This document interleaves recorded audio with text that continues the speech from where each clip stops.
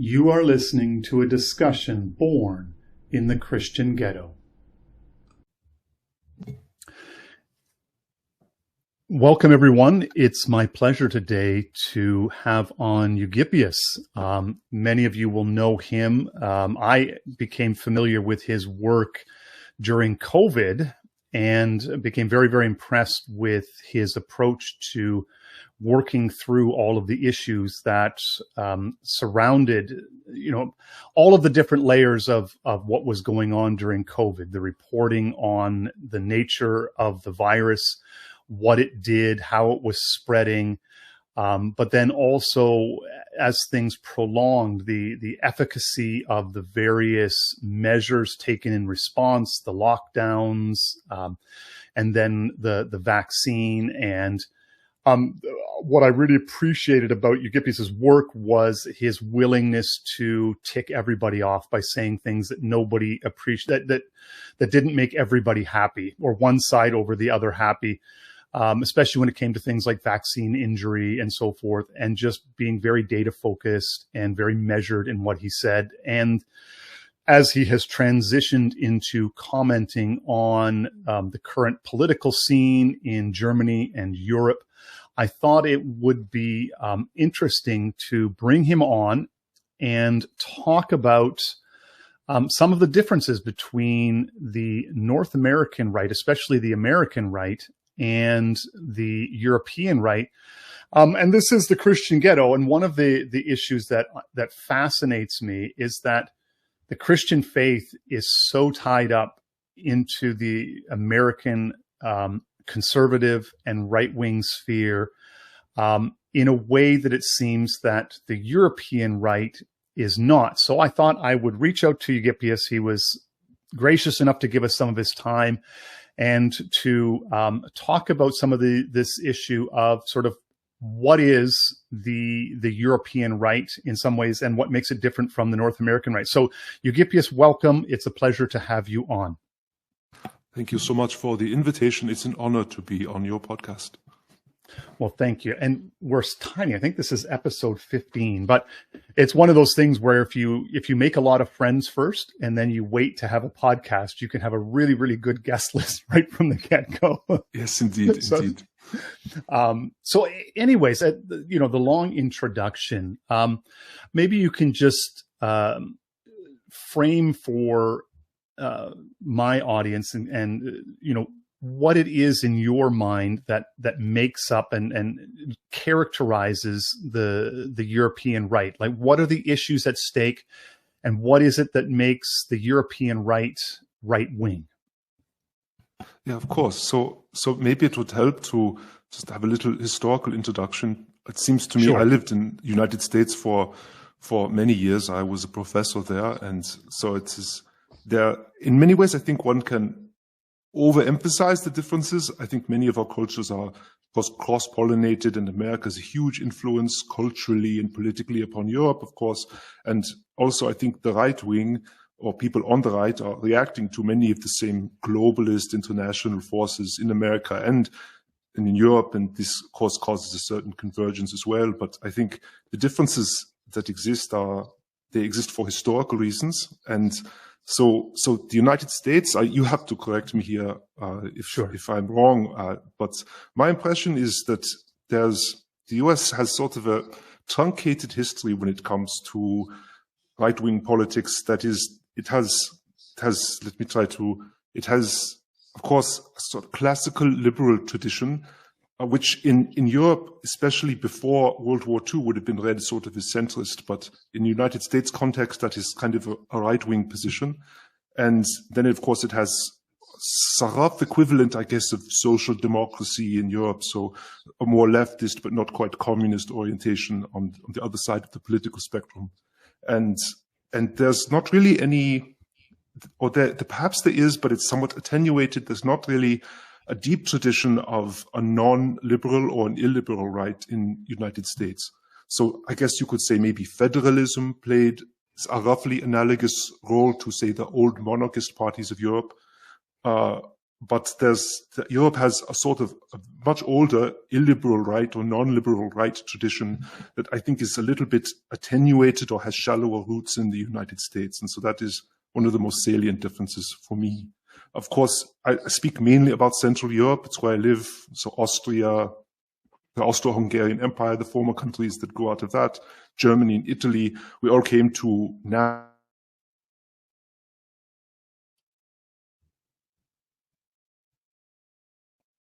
Oh, I think either your mic cut out, Eugyppius. Still old monarchist. Oh, sorry. I think your mic cut out there for a second. Either we had an internet vagary. Okay, am I back? Can you hear me? Yes. Yeah. Okay, very good. So between the wars in the era of the Weimar Republic, there you sort of had. This is something that is not quite clear on the American political spectrum, again, because I think it's a little simpler. There's really sort of classical liberalism on one pole and, again, social democracy, sort of a soft leftism on the other pole. In Europe, there was really a sort of tripolar system, almost like a triangle, where you had the old monarchists, the old parties of the aristocracy on one corner, and then you had the sort of bourgeois, liberal, democratic parties on another corner. And then you had the people, the leftists, the Marxists, the communists on a third corner, these three extremes. And they're not really on a spectrum. You try to think of a triangle or something. And what happened in Weimar was the sort of old monarchist parties had been destroyed or discredited by World War I, and they were gradually replaced by a sort of new revolutionary right wing. So an illiberal right that also wanted some kind of revolution in the way that the communists did, but it would be sort of a nationalist revolution of some kind. And so there's this old illiberal right-wing tradition in Europe that I think is not quite present in the United States. And that is where I would say is the primary difference. Of course, there's been cross-pollination, and since World War II, that illiberal right has been pretty much stamped out. So we have a much simpler politics that looks a little bit more like, or a lot more like, American politics now, but there's still, of course, this old tradition of the old right and the attempts to revive that in the post-war period, the new right. This is an older tradition that I don't think exists in quite the same way in the United States. And you brought up Christianity. It's an interesting thing. Of course, there are right-wing Christians here, like there are everywhere, but they were much more gathered into the Christian Democratic or Christian Socialist parties, so the CSU in Bavaria or the CDU Germany-wide. These are a little bit more centrist parties, and so that's where a lot of the traditionally religious were at. And the right wing, the harder right wing in Europe is in consequence a little bit more secular than the United States, or perhaps a lot more secular. And to that comes the fact that Europe is just a much more secular culture in general than the United States. So many fewer churchgoers, many few identify as religious. Yes, so that is a rough overview. I hope that is helpful. Yeah, no, that is. And it does remind me too, because, and even the bourgeois politics in Europe is different, because I come out of a neo-Calvinist tradition, which is, rooted in Bavinck and what happened with Abraham Kuyper in the Netherlands. And so that social democrat ethos and mentality, there was that idea that you would apply the Christian faith in all spheres of life. And Kuyper was probably the best example of somebody putting it into practice. And so but they did so from an ethos of, as you say, sort of bourgeois politics and bourgeois sensibilities. And so it has a kind of managerial characteristic to it, but it's also something that isn't very alien to what most people would think of as, liberal democracy today. And many of, I think, Angela Merkel's party, they basically have their roots in that Christian Democrat movement going back to pre-World War I and up through it's late 19th century really is when Christian democracy becomes a thing all over Europe, not just in Germany. And that's right. So that you sometimes hear in North American circles where people are talking about Christians entering into politics as Christians, specifically with a set of interests that are rooted in the Christian faith. And when I hear them talk, I'm like, well, okay, they did this already in the Netherlands and Europe 100 years ago. And its effects have sort of played out. And then as the parties, secularized and lost their particular religious fervor, they just simply became, sort of bog standard bourgeois managerialism as time played out. I'd be curious, though, and because I find this fascinating, you mentioned the old illiberal right. What would be some of the touch points and the things that they were really looking to see enacted? What were the kind of issues that drove the illiberal right in Europe? Yeah, so, well, they are really a creature in the greatest period of influence was, of course, the interwar period, and in Germany, of course, also World War II. So National Socialists are perhaps the best known party, but there was a whole intellectual movement from which the Nazi party was just one strain, and according to me, is one of the least impressive. They were sort of pragmatic, less ideologically disciplined, so therefore more willing to say what was necessary to win elections and so forth.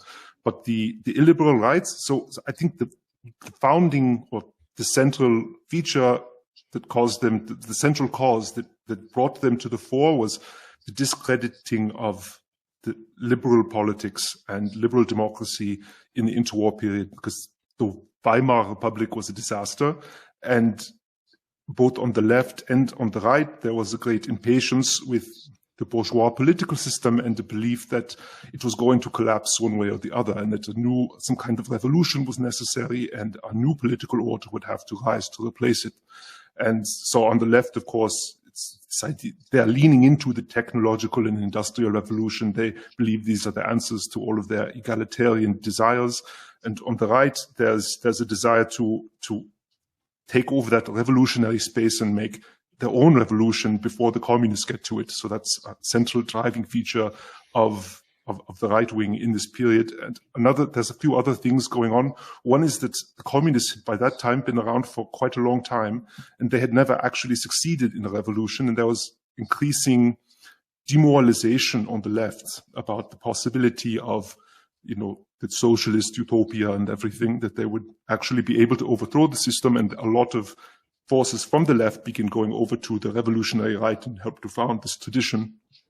So there's this idea that we need to found a new nationalist order, one that is explicitly embraces hierarchy, that rejects universalism, the universalism of both communism and liberalism, of course, that is particularist, that has racial aspects, that recognizes the biological features of man as of course, racially speciated creature, is not all the same everywhere.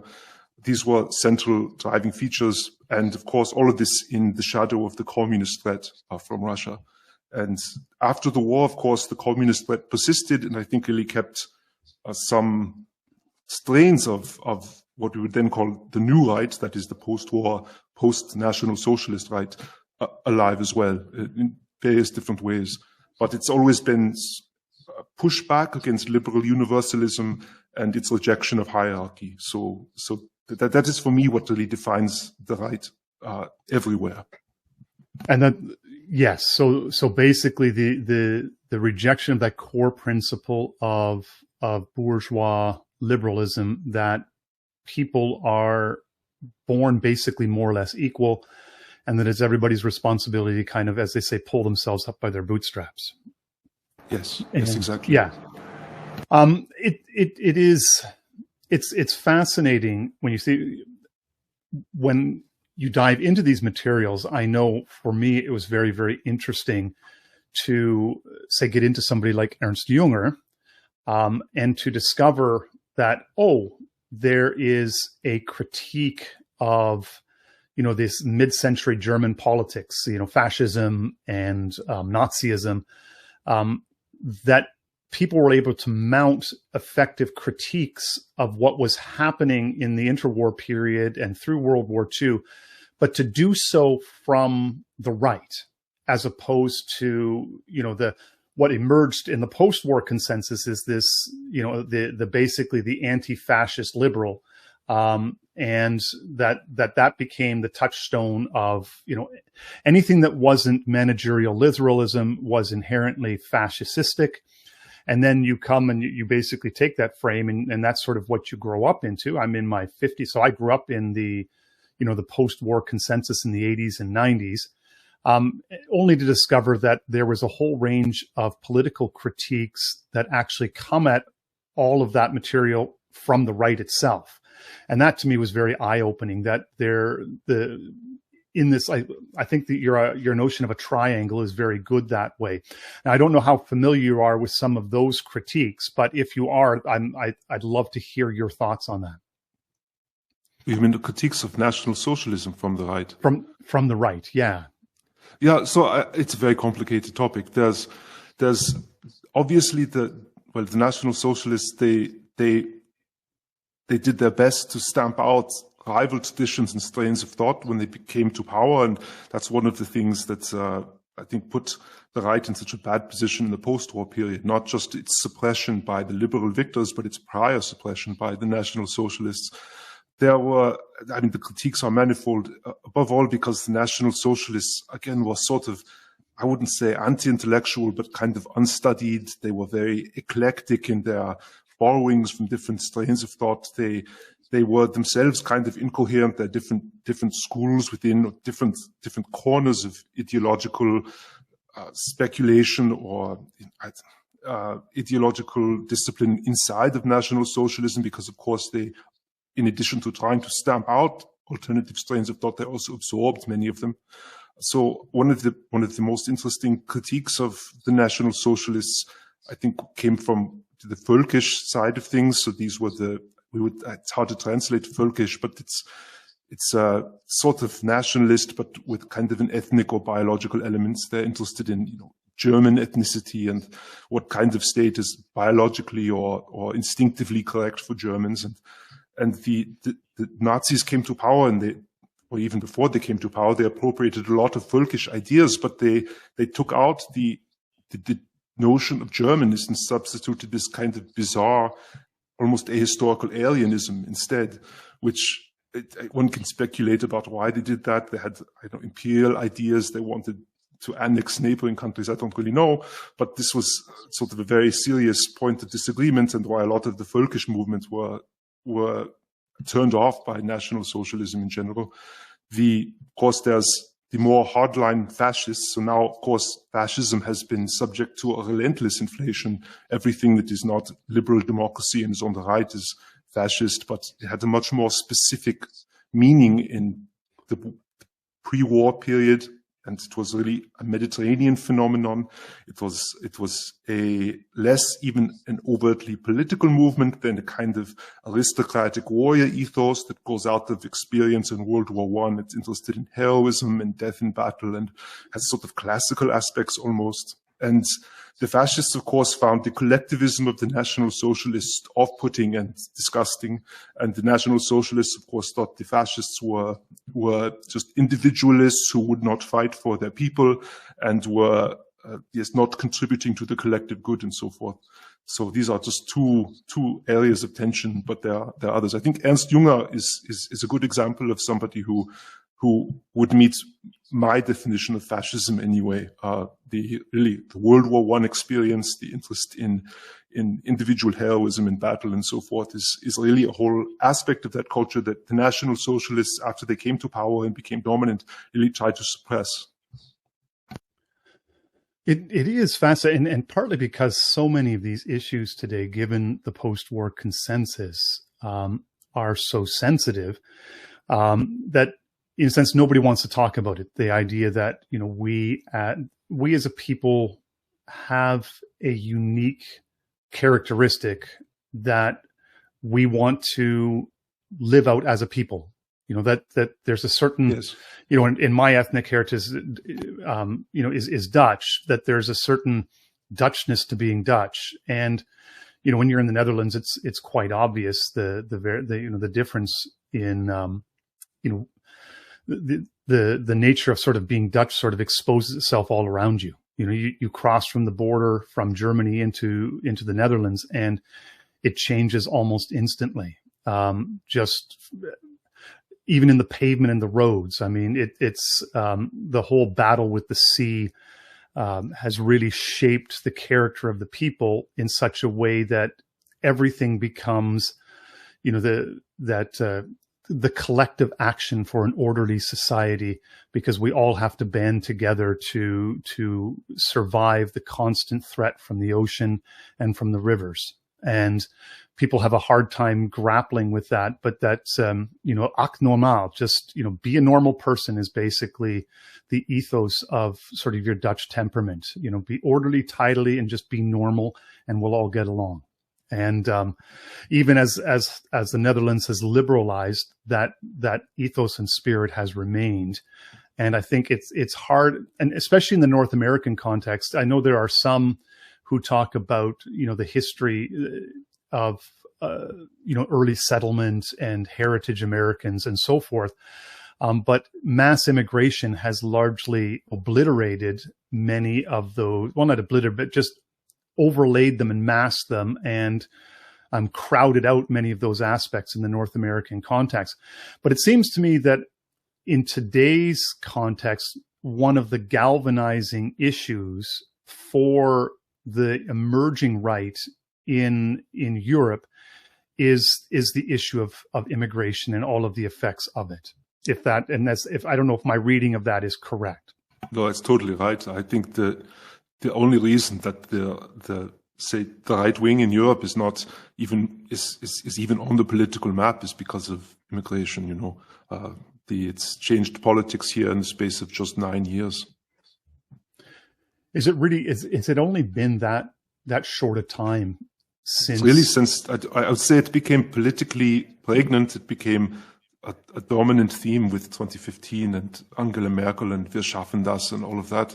That was really when it became a central political force. That's when the AfD began to rise very far in the polls. It was no longer a small party. That's other nationalist European parties also begin to pick up a lot of momentum. Then it's of course, immigration did not begin in 2015, but it was such a sudden influx and such a change.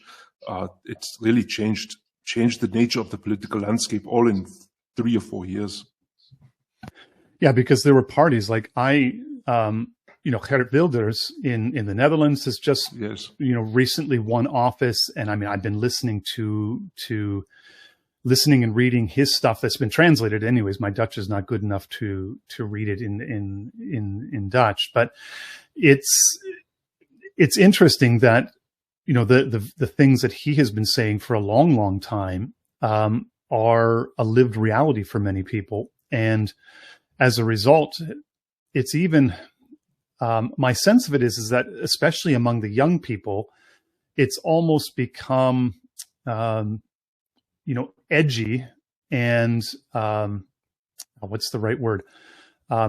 Countercultural to be anti-immigrant. That it's flipped now where the cool kids are all in their late teens and early 20s, are a significant number of them. If you want to be edgy and cool in Europe, you're anti-immigrant, and openly so. Yeah, it's not only that. There's been a whole transformation culturally. So in Germany, anyway, the Greens were, they were cool and hip when I was a younger child in the 90s or even 80s, let's say.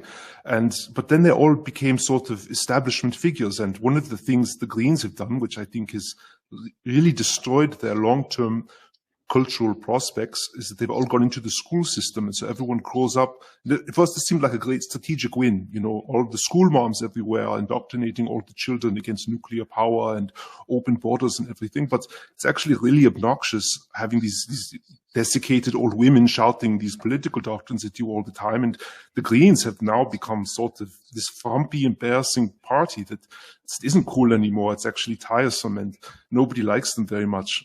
It's a very interesting cultural shift, which also has happened in the space of 5 or 6 years, really, just the first generation of school children to grow up in this system. find it very tiresome. And of course, immigration has also introduced a whole set of political issues that nobody in the establishment will discuss. And so it seems dangerous and interesting to talk about it. And it has a countercultural feel to it that must be similar to the countercultural appeal that the left had in the 1968 generation. Yeah, which is fascinating to see in some way sense as it plays out. And I have teenage kids myself, and they seem adept at navigating between sort of the public side political correctness that you have to show to survive in society, and then that the secret world of teens and the kind of stuff that they talk about when nobody's listening, and you realize that they see it all, and they are beginning to grasp its significance in a way that many of their parents and grandparents just are incapable, because they've become so conditioned not to see it. Yes, I think also in Germany, what has been, maybe it's a little hard to say, but has also perhaps been important is just this is a little bit paradoxical because it works in both directions, but the ever retreating, ever more distant post-war or war era past. So for the 1968 generation, an animating circumstance was the fact that, their parents' generation, they were bearers of war guilt. They were responsible for all that had happened to Germany through 1945 and through all of Germany's misdeeds. And this was a very electrifying political idea that they could reject it, that they could reach out and embrace notional allies in the communist world who would also be anti-fascist and help wash themselves of their parents' guilt and so forth. This was a very animating principle. And as the war has receded, of course, it's become much more mythological and assumed an almost religious importance. But at the same time, or on the other hand, there's not that kind of moral immediacy anymore. For young children growing up in the war, I knew some people who were war veterans and so forth, but they were very old. And my grandfather, he died a long time ago. But for them, they had never met anyone who was even alive. Was even an adult in the 1940s. Their oldest grandparents were children then, and it seems increasingly not to be this founding mythology of liberalism and why we have to have open borders and the energy transition and everything. It's responding to a set of moral imperatives that seem rooted in just an almost unreal world, and I think that is also an important cultural force for the youth today. Well, it's interesting that you say that, because I think that's a good insight. The period right after the war, with the rise of the industrial West in America and Europe, cheap energy, manufactured goods, and the general prosperity that emerged out of that from the mid 40s up through the energy crisis in the 70s, that sort of sense of the quote unquote the American dream kind of thing is still very much present with many who are older, with the boomer generation. But the kids today that are growing up, they're seeing a very, very different world emerging or around them, and they have no connection to that world of the late 1940s, 50s, 60s, and early 70s. And that disconnect, they just can't feel the same thing that their grandparents feel. Yes, I think also a lot of present political insanity is premised on this past era. There was a feeling of there's almost infinite prosperity.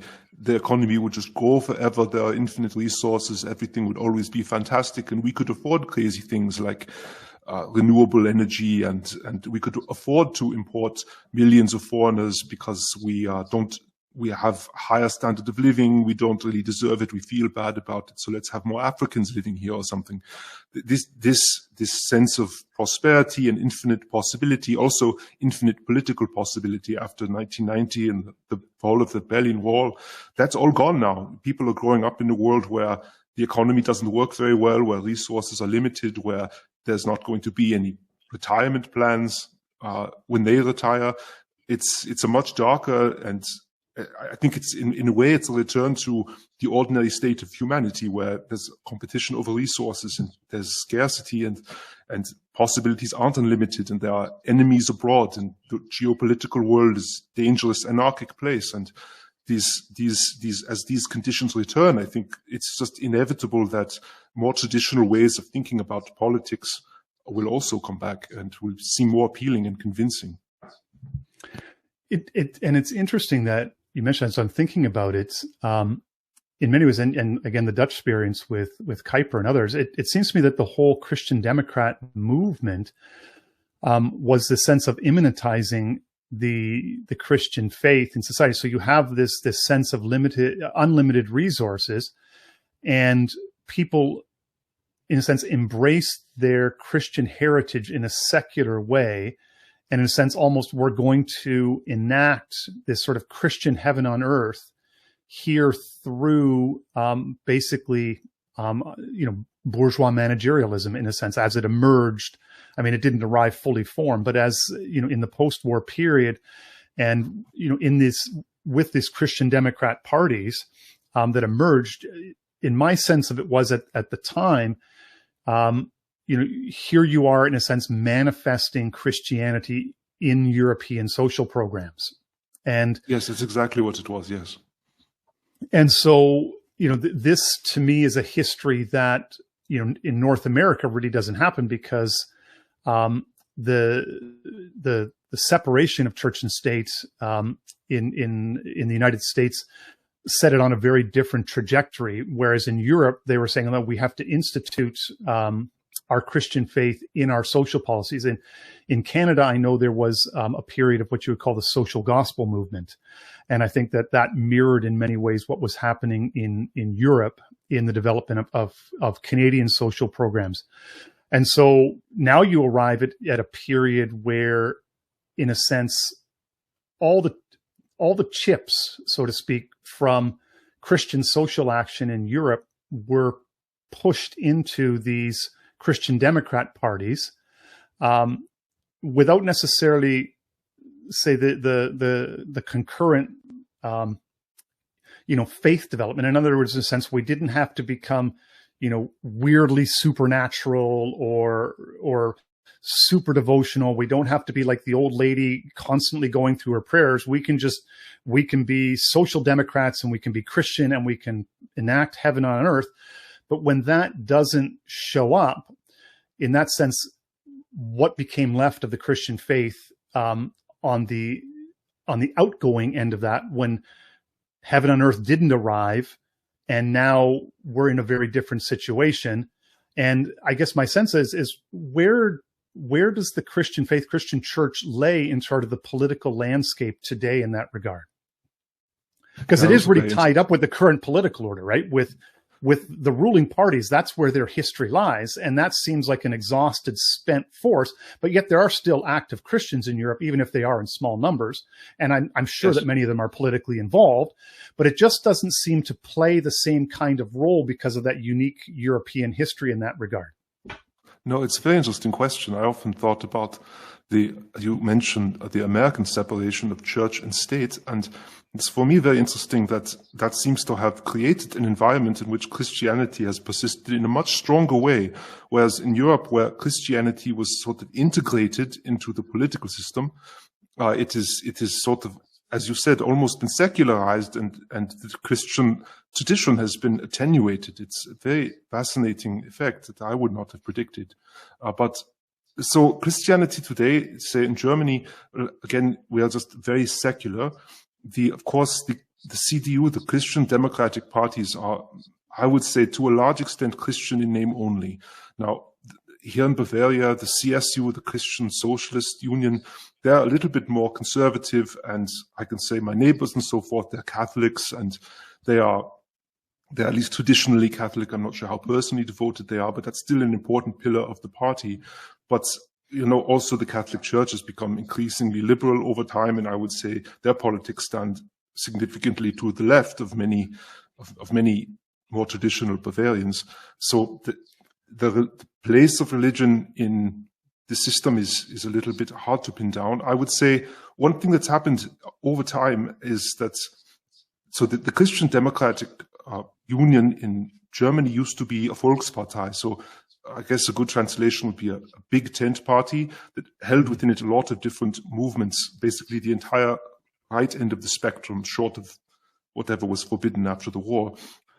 And this was a deliberate strategy, that it should be this overarching party for everyone on the right, with separate, almost caucuses or interest groups reflecting everything. So there could be market liberals, of course, and there would be traditional conservatives and Christians in the party. There would be nationalists within limits inside the party, and all of these would have their home there. And what's happened, especially since Merkel, but this process had been ongoing for a while, is the pressures of liberalism have driven the Christian Democrats ever more to the center. And they've sort of abandoned increasingly large swaths of public opinion to the right. And this also includes the traditionally religious. And so now they're kind of in an awkward position, because now this sort of populist or light nationalist right-wing party, the AfD, they're pretty secular. And so Christians are kind of left out in the cold to either to vote for this center-right CDU Christian Democratic parties, or to opt into a more right-wing party like the AfD. These pressures, they've now and again, people try to solve them. So I wrote a while ago about Hans-Georg Maaßen's efforts to found a new party, the Werteunion, which would be the Values Union. And this was supposed to be sort of a home for more traditionally religious Christians on the right, as kind of a counterpart to the AfD. But they've done terribly in the polls, and a lot of this is not just because there's no support for them, but because Maaßen screwed it up. There are many conspiracy theories possible here. He's a former intelligence agent, and really you can go down a whole rabbit hole about what he was doing.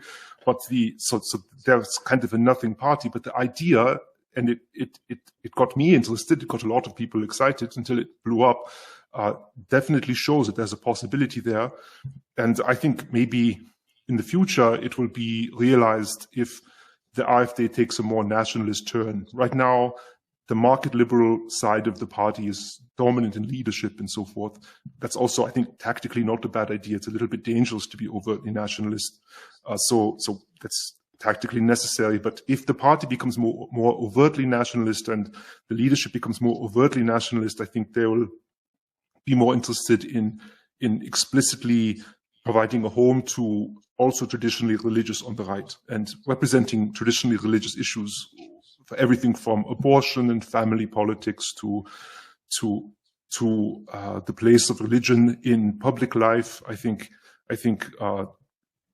it's an ideal angle to push back against sort of the Holocaust secular religion that we've set up instead. I have many ideas about this, but yes.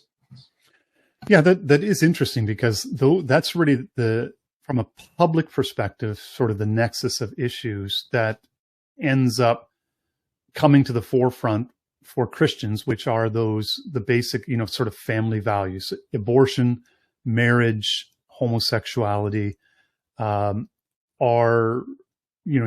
sort of seems to be the key nexus. And yet at the same time, the issue or the things that actually bind people to their Christian faith, which is, the hope that it gives them, the solace that it gives them in the things that they face in life, the hope that they have for the future and for the eternal.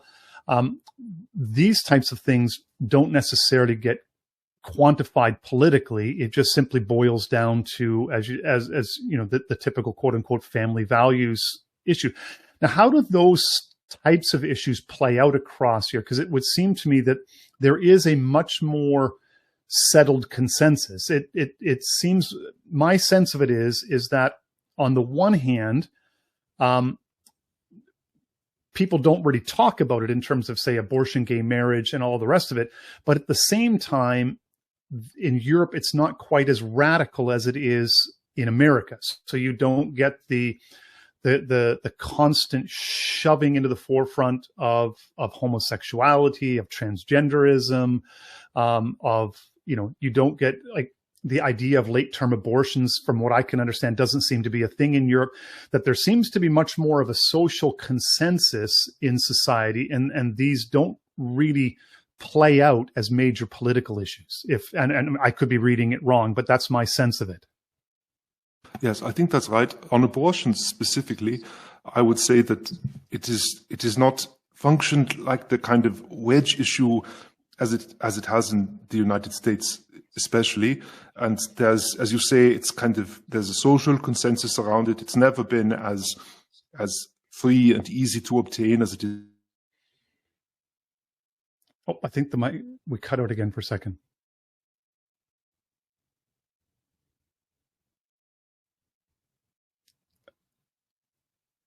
Only a good thing. Sorry? I think we cut out for a second. I lost you right after you said abortion is not as free and easy. Oh yeah, not as free and easy. You have to have doctor's permission to get it. It's still possible. Plenty of people get abortions, but it's not the on-demand feminist issue that it is in the United States. And for this reason, it's sort of not very present politically. Now, there are traditionally religious people who protest in front of clinics and so forth, but it's a much smaller scene and is not present in the media in the same way.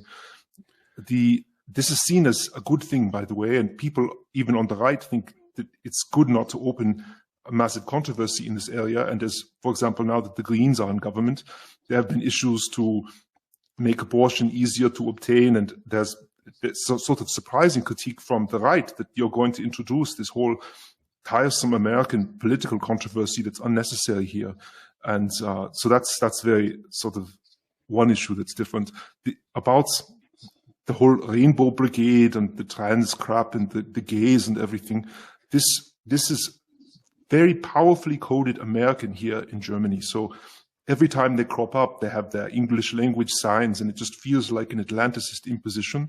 And it's rejected also for that reason. So there's a whole secular spectrum of rejection, as it's sort of a foreign cultural import that doesn't really belong here. That's what a lot of people feel about it.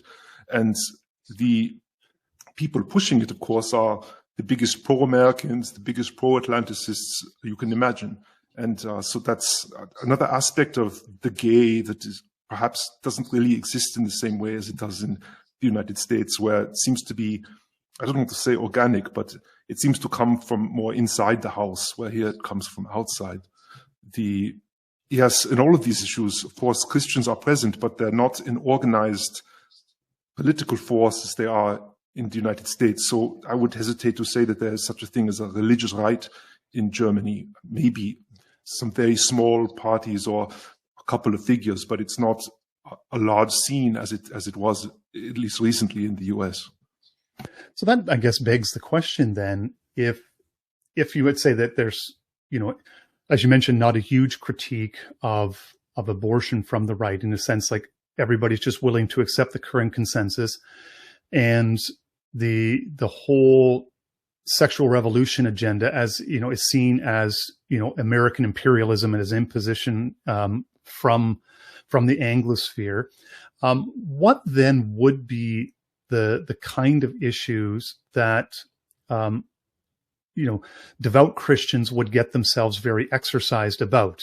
I'm very curious about that, because this seems to be the heart of really what motivates the religious right, is these basic social issues. So if people aren't being motivated by social issues, what are they being motivated for, in a sense, in a specifically Christian way? Or is there such a thing as a specifically Christian politics today that isn't, the Christian Democrat sort? Yeah, I don't know. It's a very hard question. I would say that if traditional Christians were a stronger force in German politics, then perhaps these debates would be a bigger issue. Perhaps we would see a critique of the trans gay Rainbow Brigade is founded more in traditional familial concerns and of course in notions of piety and sexual probity that is not cast from such a secular angle as it is now. It's a little hard for me to imagine abortion becoming a huge overarching issue, though I think that if we try to introduce a much more permissive abortionist regime as in the United States, where it's actively encouraged, it seems, which is crazy. That definitely would perhaps inspire what exists of the Christian traditionalists here to protest more strongly. But yeah, it's very hard to say what a specifically Christian illiberal or just non-liberal politics would look like, again, because they've been so folded into the sort of center-right establishment with the Christian Democrats and the Christian socialist parties. So yeah, that's my best answer. It's not very satisfying. Yeah, and that was partly why, and maybe that's sort of the answer, is that, what I had perceived from afar is basically that's more or less it. And that, yes. And I think that's hard, I think, for a lot of people in North American context to grapple with. But, the administrative state was really designed to be the outworking of the Christian faith. And I think here in North America, the administrative state is much more ideologically left-wing, in a sense that the utopian progressive left, sort of the HR department of everything, where they're actively looking to especially impose, and this I think is probably unique to the American context, but they're looking to impose racial equality, right? And that's, but not just racial, like gender equality and ethnic racial equality. And so there is that issue, in a sense, drives the administrative state far more in North America than it does in Europe, whereas in Europe, because of that older tradition, the administrative state is really the outworking of a specifically Christian social vision. In a sense, we're going to eliminate poverty, eliminate all of these social issues that plague society, the underclass of society. We as Christians are going to use the government to eliminate all these things. And so in this era of great prosperity, we're going to use that prosperity to enact our Christian vision and eliminate all of these pervasive social issues. And that was my sense of it, really.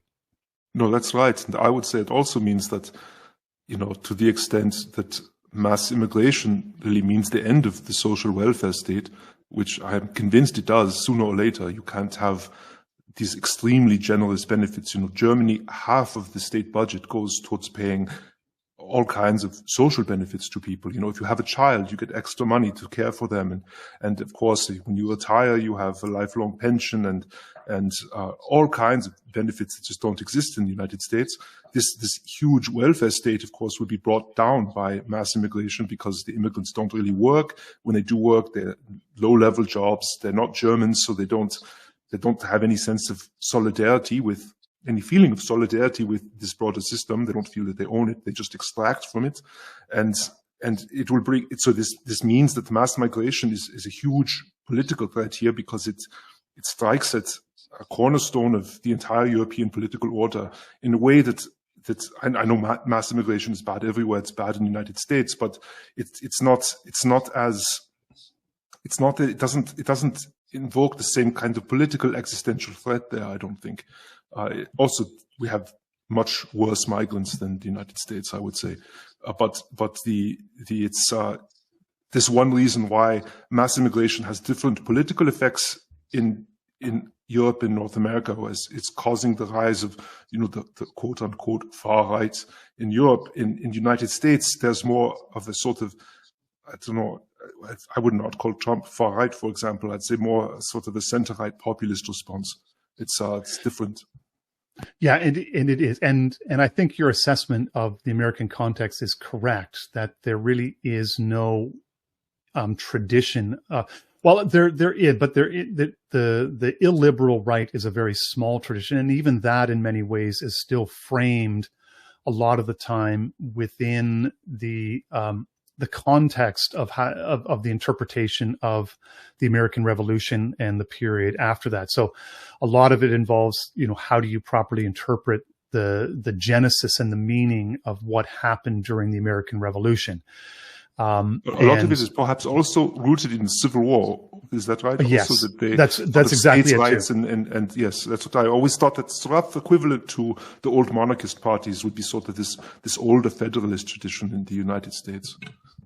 Yeah, there is a couple of really good books in that regard that talk about the cultural differences between the South and the North. And, there's the joke that, you don't call it the Civil War. It's, the War of Northern Aggression. Right. And so the Reconstruction period, in many ways devastated that Southern culture, which had its own character. And in many ways, it's unfortunate almost that it was tied up with slavery, because in that regard, the Southern culture, if you were to take out the slavery aspect, really does represent a counterbalance to the bourgeois industrialism that was growing up in the North. But that culture was largely stamped out in Reconstruction. It's not completely been erased, but they certainly did their level best to attempt to stamp that out and impose basically Northern culture on the South. Yes, yes. And another thing I noticed that's very interests me a lot about America is I was getting ready to leave during Trump's first election, and that was the whole rise of the alt-right, And in these circles, there's also an interest in an illiberal right-wing approach to politics, and a lot of them were very interested in National Socialism, and that also suggested to me that they did not feel there was an adjacent or ready-to-hand illiberal right-wing native tradition, and so they're looking at European fascism or what they imagine the National Socialists to be, and identify with that instead, which also to me suggests that this illiberal right tradition is in some sense attenuated in the United States. Yes. Yeah, and I think it's something that people are discovering now. Yeah, it's that sort of alt-right period where it came. People played around with, that sort of mid-century German ideology, identifying yourself sort of with that type of movement. And I think that as, COVID, I think really pushed the pressure on that, is that people began to discover that, we can find illiberal criticisms of the current order that don't fall into the same traps that the mid-century Germans did. And so, but it's very hard again, because the post-war consensus is basically anything that is to the right of the post-war consensus is automatically fascist, which is not, and it's very hard to overcome. You're always, working in a headwind, to try to explain to people that, no, these ideas are not what you think they are, but they're not egalitarian. So yes, they will make you uncomfortable, but they don't lead to the same places that you think they're going to lead. They're just a different set of critiques than you're used to hearing. And that's the dilemma I think that people find themselves in. And for many in North America, these ideas are so alien that they just have a hard time wrapping their mind out, because egalitarianism is just so deeply ingrained in the American context in a way that it's not in Europe, in part because the social stratification is still very much a thing in Europe, where it really isn't. You don't have the vestiges of the old nobility still hanging around and the old elites still hanging around, exercising wealth and power behind the scenes, even if they do it for the new, managerial state in many ways. They still have that old social class identity in a way that's far more fixed than it is in North America. Like, you just can't become, because you choose to be an old world elite in the way that you can, work hard and pull your bootstraps and become, a wealthy tech billionaire. And now you're in the elite status. And that doesn't happen the same way as Europe, as far as I understand. Yes. That's a very interesting topic in itself. One way in which Germany was sort of aligned with the United States after the war was, of course, the near total destruction of the old social hierarchies. And there emerged, in the wake of 1945, this still persists largely, of just a profoundly middle-class society, in a way that is somewhat it's an exception in the European context. So this sort of relentless middle classness of Germany is something that is a little bit. There was a great flattening, of course, and so it's a little bit different than the US, but it's still this absence of any direct access to a living aristocratic tradition sort of sets Germany up to be similar to the United States in some ways like this, but we don't have this. At the same time, we don't really have that long-standing commitment to liberal egalitarianism, and the liberal democracy came to Germany very late. Arguably, we're just biologically bad at it, and just so we keep screwing it up every time. Look at how terrible it is this time, and that illiberal alternative past is much nearer, and is I think just changes the entire political perspective. And it's also the reason why in Germany in the United States, you mentioned the whole race thing and this idea about racial equality. In Germany, the whole panic is about the right wing and how they're going to rise again. And it's the same kind of social and political hysteria that I guess racism inspires in the United States. It's an interesting thing. It is very fascinating. It is interesting that you mention the sort of kind of middle classness of Germany. And it's funny. It's like his last time we were with friends in the Netherlands. They're down in South. Are you familiar with Renesse and the beaches in Holland? I was only there once as a teenager, so not really. Okay. So it was a nice little bike ride from where we were staying to Renesse. And we usually went during the week because on the weekends, that was when all the Germans came. And I know, and my apologies to my American friends. It just felt like the Americans had arrived, but it was just all German license plates. And so we just basically stayed away it's similar. from it. Yeah, I know it. I know the effect exactly what you're talking about.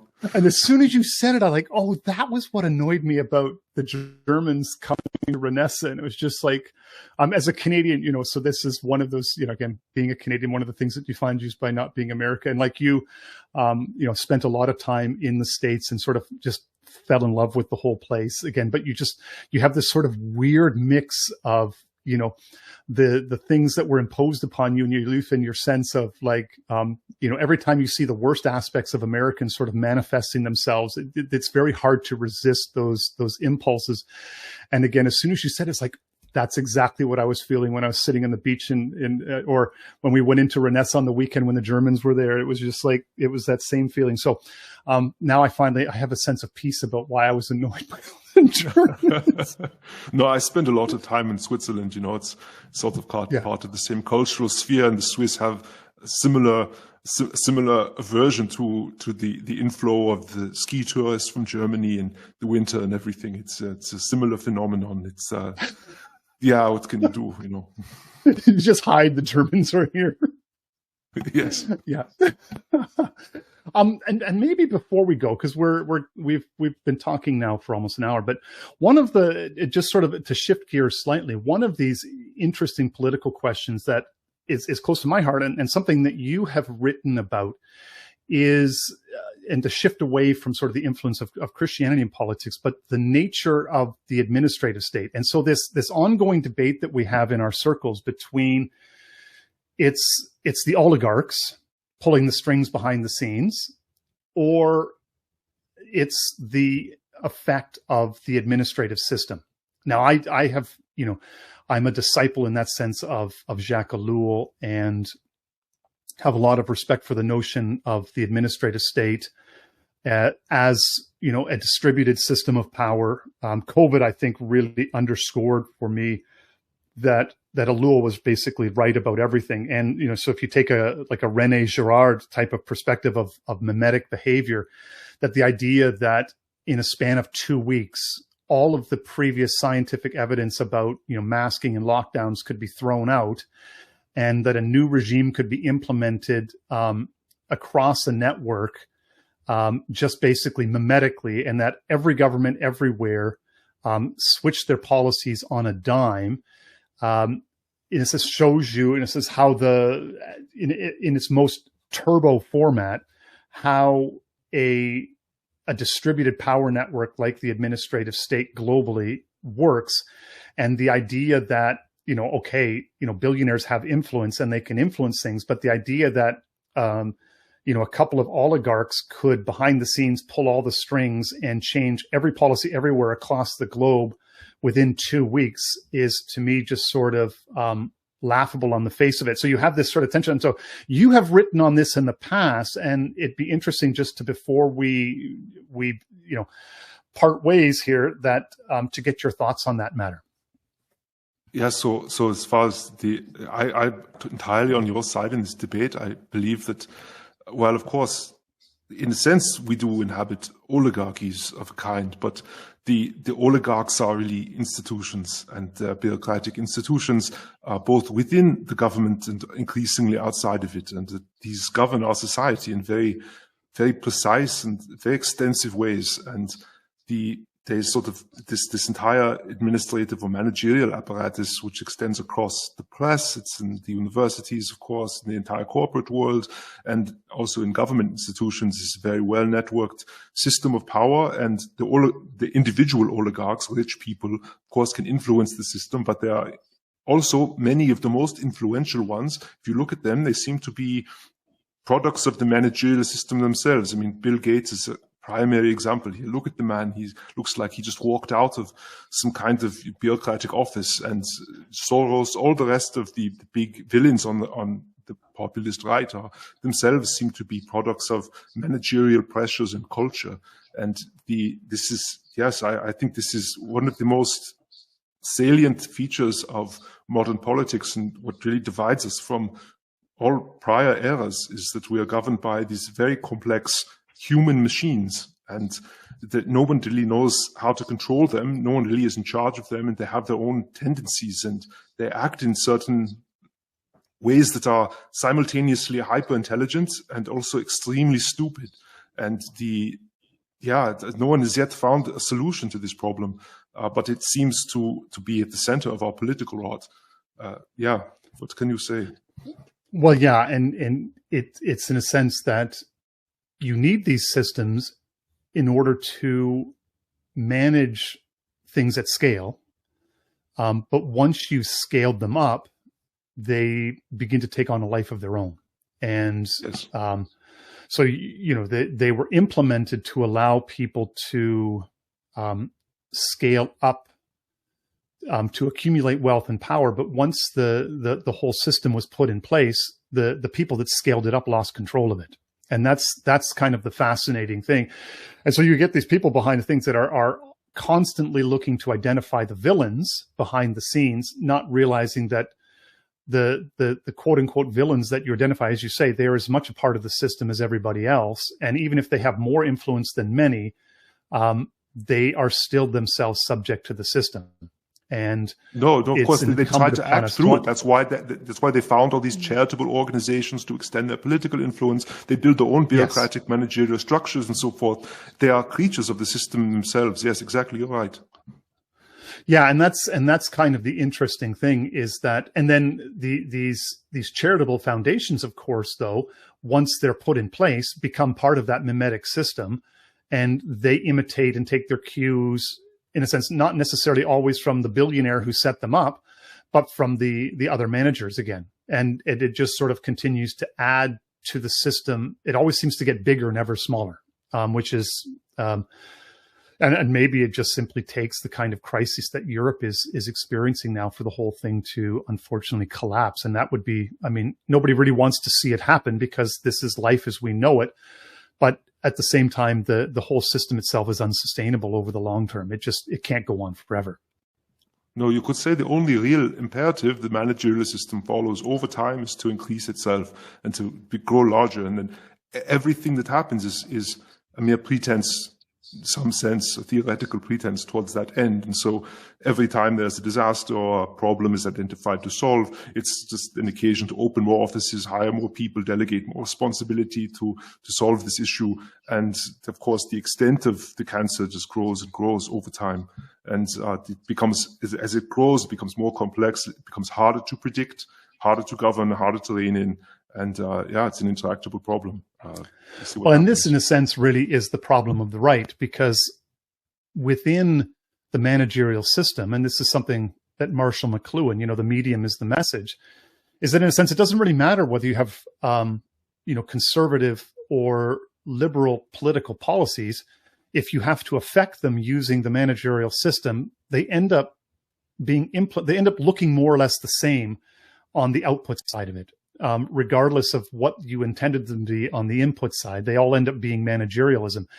And so it just seems like you have basically one solution for every problem that we face is to implement a managerial plan.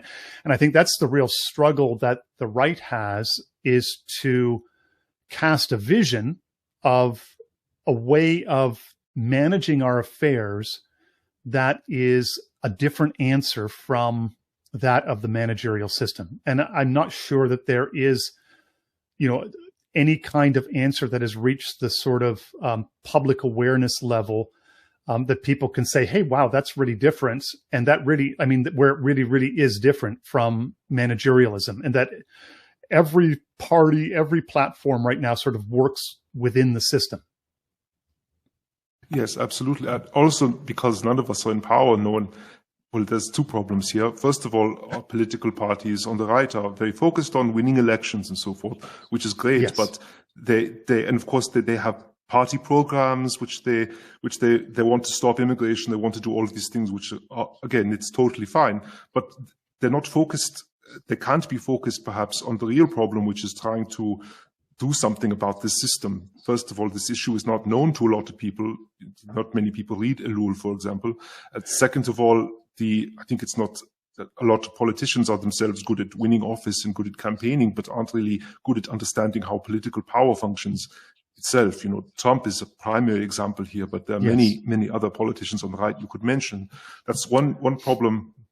And the other problem, I forget what I was going to say. The other problem, well, it will have to be a mystery. Oh, yes, of course. The other problem is when they are elected, or if they are elected, the entire system can easily destroy enemies, even enemies in high political office. It's not very difficult. You have the entire judiciary, you have the press, everyone arrayed against them. And it's much easier for elected politicians to sort of go along with what the institutions want them to do, what the managerial system demands. And so you end up getting the same policies all the time. I'm not really sure about a long-term solution, but I fear it would have to look pretty drastic. But perhaps it would emerge naturally from sort of economic decline. And I think we are definitely facing a simplification of our living conditions for the first time, and a simplification of society, which will, of course, begin to pull some of these structures down to earth again. Yes, and that's probably the answer that nobody really wants to hear, is, in a sense, the breakup of the global order into smaller, more components that are manageable, in a sense, more directly, rather than that don't require the same degree of administrative architecture to make them effective in that regard. Because yes. An oligarch can have direct control. You can hire guys, command them to do things, but there's a limit to the amount of influence that you can wield using direct command and control, and putting people directly in charge of stuff, saying, here's what I want done, now go make it happen. And once people begin to realize, or circumstances dictate that the manager, you can no longer grow the managerial system, and it begins to crack up, that those direct control mechanisms will, in that sense, descale the world, and probably not in and in a lumpy fashion. That, in a sense, there will be some places where it goes better than others, and in the places where it goes poorly, they will likely have some of the characteristics that the people in South Africa are experiencing now, and that's unfortunate. Yes, because when complex systems come apart, they don't decline in a linear fashion, right? That's right. You remove one part of it, and the whole system, or the whole parts of the system, become non-functional very quickly. So you're probably looking at a longer-term sort of series of steps downwards, some of them quite drastic in terms of managerial complexity.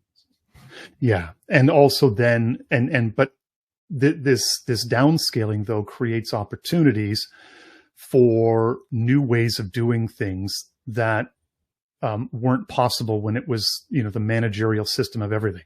And that's maybe, I don't know whether you even want to call it a hope, but it's sort of just more the coming reality of what will be in the next, 20 to 30 years, probably, before it really starts to kick in. Yes. I think there's enough excess still in the system that we can go for a little while longer before it catches up with us. There's definitely a lot of momentum, at least, and probably a generational changeover too will be helpful to reorient people and politicians towards different, more constrained possibilities. Yeah. So when people in their 20s are having kids, like their kids and maybe even their grandkids will be the ones that will really see we'll have to grapple with these changes sort of firsthand. You and I will probably be long gone by that time. But indeed, yes. Yeah. Well, on that happy, upbeat note, I should probably let you go. But I really appreciate you giving some of your time. I know that you have a lot of demands on you, I'm sure. And it has been really gratifying to see you as an anon be able to sort of do this full time and to do it anonymously, because everybody tells you, if you're going to have to make money at it and pay the bills, writing online, you have to sort of put your face out there. And there's a few examples like yourself who say, well, no, maybe I don't. I can still remain and keep my anonymity and be able to speak freely and be able to pay the bills. So it's you're a testament to the possibility of and the power of speaking anonymously. Well, thank you so much, Kryptos, and thank you so much for the invitation. It was an absolute pleasure to speak with you today. Yeah, and I guess the thing is where can people find you? Because, you do some writing. I mean, I know where to find you, but where can people find you? Oh, I have websites. That's just a Substack. I am Eugyppius.com, and I'm also on Twitter. I'm Eugyppius1. Again, thank you very much. I appreciate it, and all the best. Thank you so much, Kryptos.